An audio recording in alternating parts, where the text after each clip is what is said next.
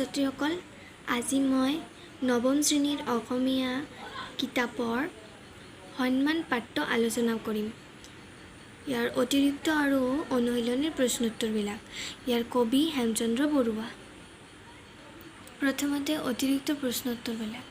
হেম কোনে ৰচনা কৰিছিল? হেমচন্দ্ৰ বৰুৱা। অসমীয়া ব্যাকৰণ গ্ৰন্থটোৰ লেখক কোন? হেমচন্দ্ৰ বৰুৱা। অসমীয়া ভাষাৰ নতুন যুগৰ দুৱাৰ কোনে মুকলি কৰে?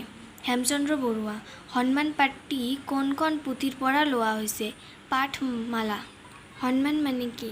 সন্মান মানে হৈছে গুণ, পদমৰ্যাদা, জ্যেষ্ঠতা আদিৰ ভিত্তিত লাভ কৰা শ্ৰদ্ধা বা আদৰ। হেমচন্দ্ৰ বৰুৱাই সম্পাদিত কৰা কাকতখনৰ নাম কি? আসাম নিউজ।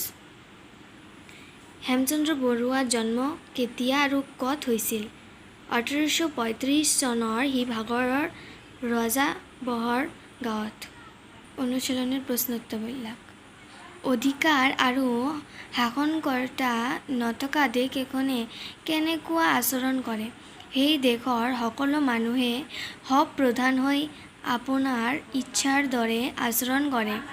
ছাত্ৰই শিক্ষকৰ ধৰা খুজিব পাৰেনে? ছাত্ৰই শিক্ষকৰ ধাৰ খুজিব নোৱাৰে। তেওঁ দেৱতাৰো দেৱতা, বিধাতাৰো বিধাতা, ৰজাৰো ৰজা। তেওঁ কোন? তেওঁ হ'ল সৃষ্টিকৰ্তা ভগৱান। হেমচন্দ্ৰ বৰুৱা কোনখন কাকতৰ সম্পাদনা কৰিছিল? আসাম নিউজ কাকতৰ সম্পাদনা কৰিছিল। হেমকোষ কি? হেমকোষ হ'ল অসমীয়া ভাষাৰ অভিধান। কণিয়াৰ কীৰ্তনৰ ৰচক কোন? হেমচন্দ্ৰ বৰুৱা।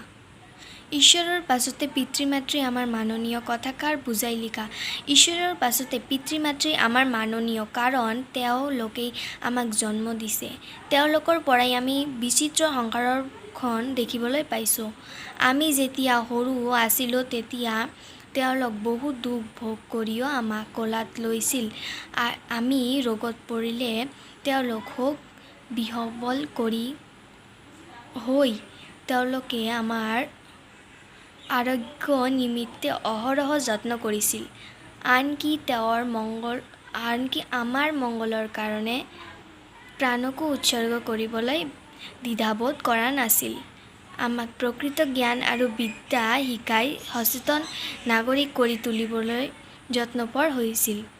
সেইবাবে ঈশ্বৰৰ পাছতে পিতৃ-মাতৃ আমাৰ মাননীয়। শিক্ষকৰ প্ৰতি ছাত্ৰৰ মান সৎকাৰ কিয় ৰাখিব লাগে? ছাত্ৰই চকু